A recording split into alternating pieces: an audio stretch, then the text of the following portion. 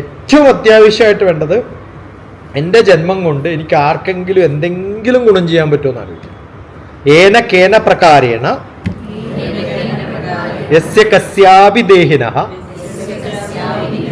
സന്തോഷം ജനയത് പ്രജ്ഞ തദൈവം ഈശ്വരപൂജനം. ഈശ്വരപൂജ എന്താന്ന് ചോദിച്ചാൽ ഏനകേന പ്രകാരം എന്തെങ്കിലുമൊക്കെ ഒരു മിനിറ്റ് ചെയ്തിട്ട് ആർക്കെങ്കിലും ഒരു ചെറിയൊരു സന്തോഷം കൊടുക്കാൻ പറ്റുമോ? ഒരാൾക്ക് കൊടുത്താൽ ഇത്രയൊക്കെ ഉള്ളൂ. നമുക്ക് എത്ര പേർക്ക് ചെയ്യാൻ പറ്റും, നമ്മൾ അത്രത്തോളം ഭഗവാന്റെ അടുത്തേക്ക് എത്തിയെന്ന് അർത്ഥം. ഈശ്വരനെ ദർശിക്കാൻ പറ്റും, അനുഭവിക്കാൻ പറ്റും. അത് എളുപ്പമാണ്, വലിയ ബുദ്ധിമുട്ടൊന്നുമില്ല. അല്ലേ, ആരെങ്കിലും ഹെൽപ്പ് ചെയ്യാൻ വല്ല കുഴപ്പമില്ല. പക്ഷെ അവർക്ക് ഹെൽപ്പ് ആവണം. നമ്മൾ ഹെൽപ്പാന്ന് ധരിച്ചിട്ട് കാര്യമില്ല, അവർക്കത് തോന്നും. അല്ല, പോകുന്നതിലൊന്നും കുഴപ്പമില്ല. കാരണം ഞാൻ പോയില്ലെങ്കിൽ എന്നെ മക്കളെങ്ങനെ കൊണ്ടുപോവാം? ഇപ്പൊ ഞാൻ എന്തുകൊണ്ടാണ് ക്ഷേത്രത്തിൽ പോകുന്ന കുറഞ്ഞ ഞാൻ കാര്യം പറയാം. ഞാൻ എൻ്റെ അച്ഛൻ മരിച്ച 4 വയസ്സുള്ളപ്പോഴാണ് ആരും ക്ഷേത്രത്തിൽ കൊണ്ടുപോയിട്ടില്ല. അമ്മക്ക് അങ്ങനെ ഒരു ശീലമില്ല.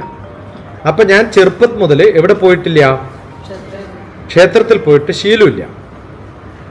ആ ശീലമില്ലാത്തത് എനിക്ക് പറ്റില്ല. മനസ്സിലായോ? അതൊരു ശീലല്ലാണ്ടായിപ്പോയി. അതുകൊണ്ട് ക്ഷേത്രത്തിൽ പോവുക എന്നുള്ളത് എനിക്കൊരു പതുക്കെ പതുക്കെ മനസ്സിലാക്കിയാൽ മതി. ഇല്ല, അങ്ങനെ കുറഞ്ഞതുകൊണ്ട് കുഴപ്പമൊന്നുമില്ല. ഗുരുവായൂർ കുറച്ച് വരുമാനം കുറഞ്ഞോട്ടെ.